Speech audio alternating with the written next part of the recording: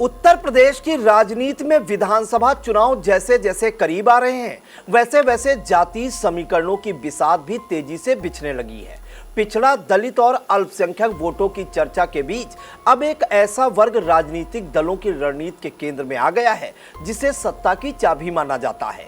यही वजह है कि भाजपा, समाजवादी पार्टी, बहुजन समाज पार्टी और कांग्रेस चारों दल इस वर्ग का भरोसा जीतने के लिए अपनी अपनी रणनीति पर काम कर रहे हैं। आखिर किस वोट बैंक को लेकर मची है सबसे ज्यादा सियासी होड़ और किसका दांव कितना मजबूत माना जा रहा है, देखिए हमारी यह खास रिपोर्ट। नमस्कार, आप देख रहे हैं आई इंडिया, आपके साथ मैं हूं प्रियांशु मिश्रा। उत्तर प्रदेश में 2027 के विधानसभा चुनाव से पहले राजनीतिक दलों ने सामाजिक समीकरण साधने की कवायद तेज कर दी है।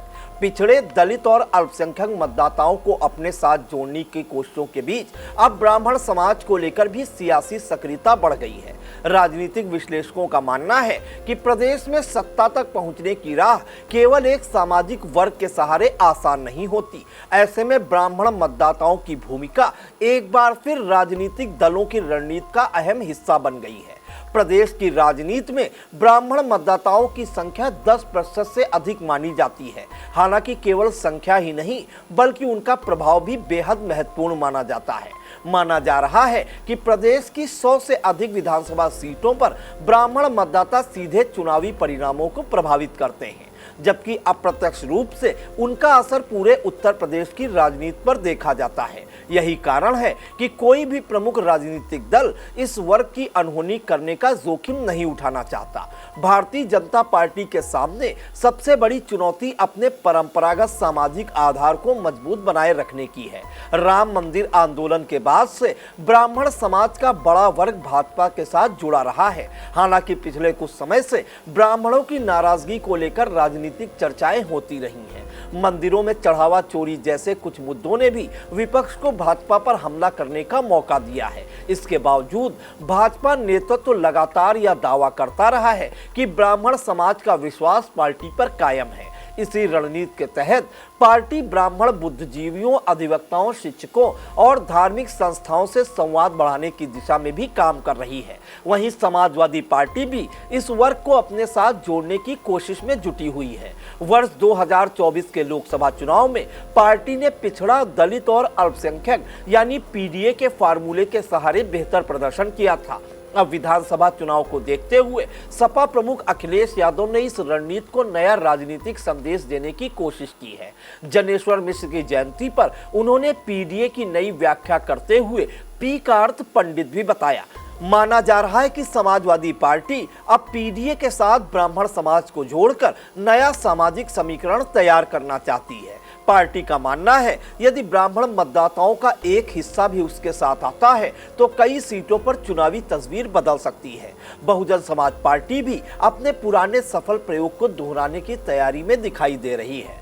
वर्ष 2007 में मायावती ने दलित ब्राह्मण सोशल इंजीनियरिंग के सहारे पूर्ण बहुमत की सरकार बनाई थी। अब एक बार फिर संगठन से लेकर टिकट वितरण तक ब्राह्मण समाज को पर्याप्त प्रतिनिधित्व देने की रणनीति पर काम किया जा रहा है। पार्टी नेतृत्व को उम्मीद है कि यह सामाजिक समीकरण एक बार फिर राजनीतिक लाभ दिला सकता है। कांग्रेस भी इस दौड़ में पीछे नहीं रहना चाहती। एक समय उत्तर प्रदेश में ब्राह्मण समाज कांग्रेस का मजबूत वोट बैंक माना जाता था। ऐसे में पार्टी भी इस वर्ग से दोबारा संवाद स्थापित करने और पुराने सामाजिक आधार को मजबूत करने की कोशिश कर रही है। स्पष्ट है कि उत्तर प्रदेश की राजनीति में अब सिर्फ जातीय गणित नहीं बल्कि सामाजिक संतुलन की नई बिसात बिछ रही है। भाजपा के सामने अपने परंपरागत वोट बैंक को सुरक्षित रखने की चुनौती है, जबकि सपा, बसपा और कांग्रेस उसमें सेंध लगाने की कोशिश कर रही है। ऐसे में 2027 का विधानसभा चुनाव केवल विकास और वादों की लड़ाई नहीं होगा बल्कि सामाजिक समीकरणों की सबसे बड़ी राजनीतिक परीक्षा भी साबित हो सकता है। प्रदेश की सत्ता का रास्ता आखिर किसके पक्ष में खुलेगा, इसका फैसला एक बार फिर जनता के वोट से ही होगा। कभी कभी एक छोटी सी विजिट एक बड़ी सी तब्दीली ले आती है, लेकिन हर घर में कुछ छोटी कमियां छुपी होती हैं, जैसे ये सीलन जो पुरानी लकड़ी की खिड़की से आती है, और बाहर का शोर वो तो बातें भी रुकवा देता है। बस एक फिक्स और सब कुछ बदल जाता है। ग्रीन प्लास्ट की प्रीमियम यूपीवीसी विंडोज ना सीलन ना शोर, सिर्फ सुकून। वेदर रेजिस्टेंट डिजाइन जो हर मौसम में सालों तक साथ निभाए।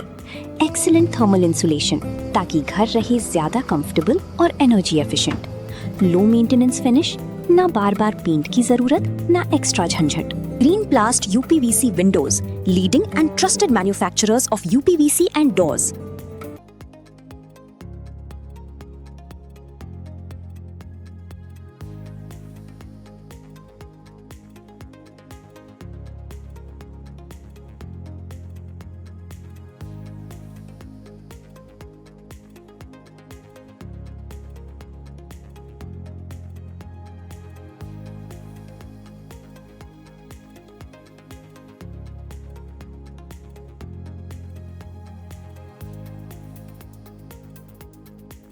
चुनावी समर में आया इंडिया का महासर्वे, विधायकों का रिपोर्ट कार्ड, जनता जनार्दन देगी नंबर। टिकट से पहले भरोसे की बाजी, 5 साल के इम्तिहान का परिणाम, काम या सिर्फ वादों का जंजाल। आप अपने विधायक को फिर देना चाहेंगे एक और मौका?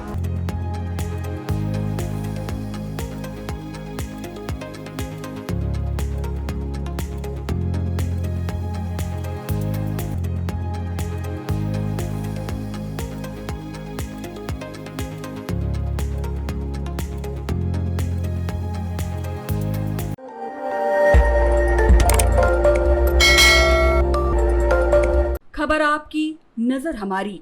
देखते रहिए आई इंडिया।